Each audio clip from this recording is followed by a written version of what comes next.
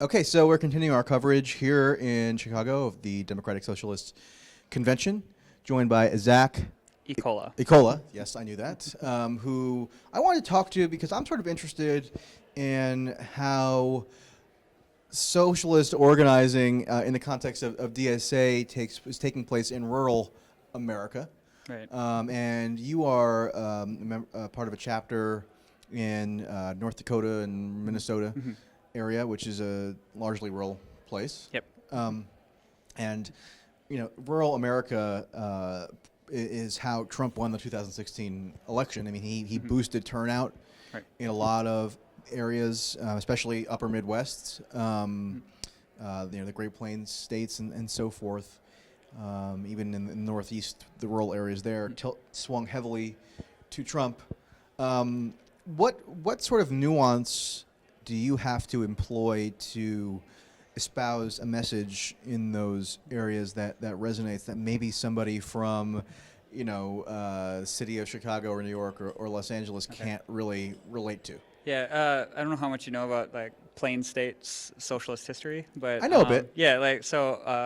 There was a man named Arthur C. Townley who was organizer for the Socialist Party about 100 years ago, in our last Gilded Age, and he basically drove around in a little Ford from farm to farm, and he eventually created a populist nonpartisan league, and ended up winning. That nonpartisan league ended up creating a three-party system in North Dakota of the Democrats, Republicans, and the nonpartisan league. And the nonpartisan league would basically align itself with whichever party was about to gain power, and then created institutions. Some of those institutions still live today. North Dakota is the only state with a statewide bank, Right. state-run bank. We have I think it's the largest grain elevator in the country, and that's also state-owned, and profits go back to the people of North Dakota. At one point, we had a state-run brewery, which is kind of cool. Okay. We should bring that back. But Hear, hear. yeah, so I mean, that sort of nuance still exists today. So a couple of years ago, there was a ballot initiative to take away one of the gains that the Nonpartisan League had made, in the 1930s or whatever, of non-corporate farming. So we have corporate farming practices, but we don't have corporate farms. We still ostensibly are family farms in North Dakota. And there was a bill that lots of money was spent trying to repeal that from our Constitution, and it failed miserably. Right? I mean, people still want at least the idea of family farms, if not necessarily the ideal of In order for that bill to fail miserably, Republicans probably would have had to help defeat it as well. Absolutely, right? absolutely right. So there's North Dakota's a weird state where republicanism has a strong libertarian streak, and there's also a really strong populist streak, and a lot of that's kind of born out of that tradition of farm states, like on the Minnesota side, that is in our chapter. The Democratic Party is called the DFL, Right. the Democratic Farmer and Laborer Party. And in North Dakota, it's called the Democratic Nonpartisan League. So the socialists still have some sort of attachment to the Democratic Party since the 1950s in North Dakota. Yeah. But so I mean, how do I equate that today? I think that was a really roundabout way to get to the answer. Good. That's what we want. Right. So how do we equate that today? North Dakota, for example, oil production in North Dakota has the similar sort of relationships that farmers 100 years ago had with St. Paul bankers. So now what we have is billionaires from oil companies who are using North Dakota resources, and then as soon as commodities prices drop, they're gone, and the cities that depend on that sort of stuff are just wiped out. So I mean, I don't know if we can build a movement to nationalize our pipelines, which might actually help with things like DAPL, right? Having a democratic process behind something like that, rather than just a company starting to lay a pipe and then throwing a fit when somebody gets mad that the pipe's going through their treaty lands, right?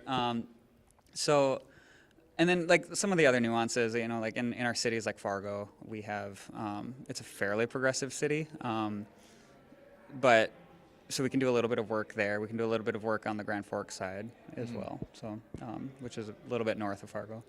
Yeah, and, the North Dakota had an influx of these oil workers from out of state over the past, I don't know how many years, 10 or so, Right. maybe more, who sort of had, I don't know where they really fall politically. I feel like they would be open to a socialist-oriented agenda if it were presented to them in a compelling way, because they're not like traditional landowners. I mean, they're not Right. necessarily tethered to any kind of economic institution that's local to the area.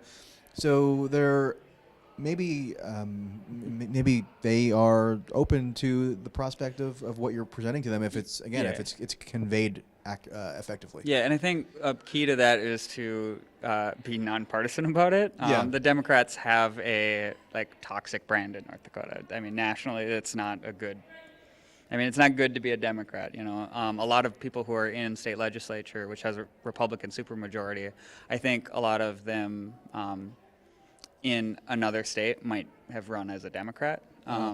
It's just infeasible to run as a Democrat from most districts, either due to gerrymandering or due to just the way people toxicity of the the brand. toxicity of the brand, right? Yeah.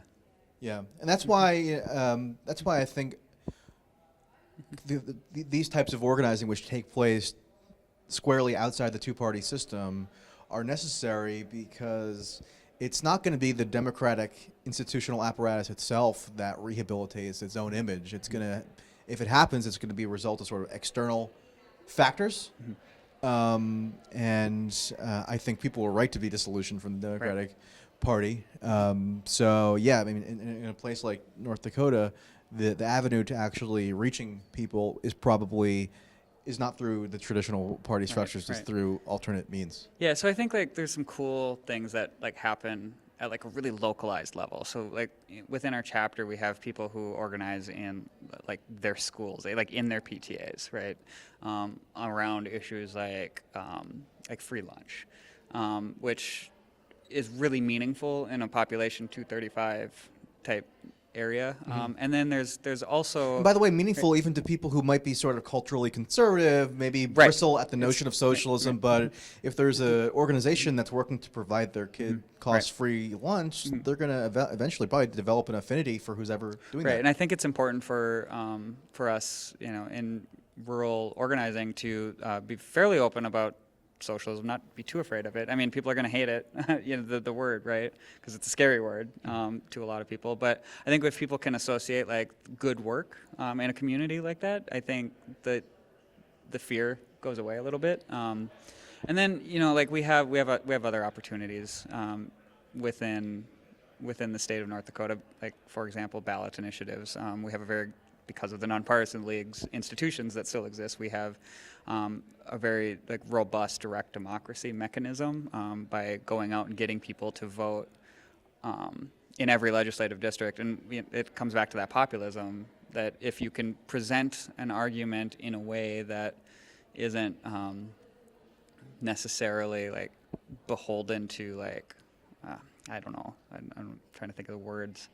If you can think of something that isn't necessarily beholden to the sort of politics of the day and just address material needs of people, I think they're much more interested in hearing those ideas. A good example would be Medicare for all, right?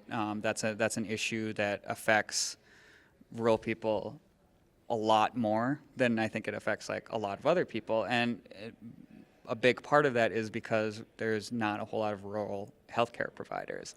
So, and then on top of it, North Dakota has one insurance company to begin with. So I mean, there's these issues that arise out of just the smallness of the state. I mean, we're in Chicago here. I think within a 20-block radius, there's probably more people right where we're sitting here than there are, in a good chunk of the eastern part of the state, right?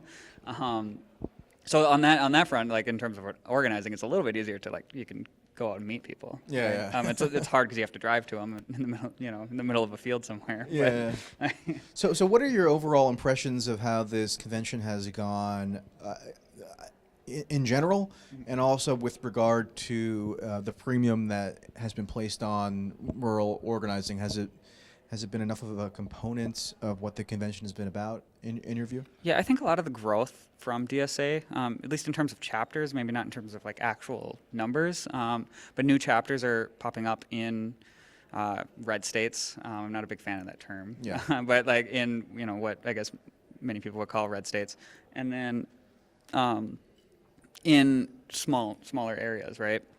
And I think that's hugely important because those sorts of issues are really important across the board. And you can't have like a cultural hegemony if you don't have like those people on board as well. Yeah. And you don't want a movement that's seen as cloistered in a couple urban areas, because then there's like almost a cultural resentment that can stem from that. For many upper Midwesterners, like there is like a strong anti-elitism, or like anti-coastal sort of thing.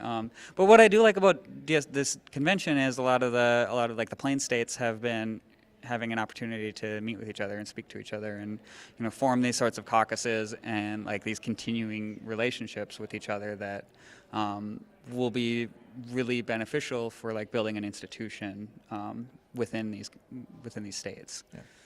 Okay. Well, thank you very much for taking problem. some time to talk to us. There is voting underway soon, so the delegates have to rush back for that. So we will let you go. But All right, thank you. Okay. Thanks.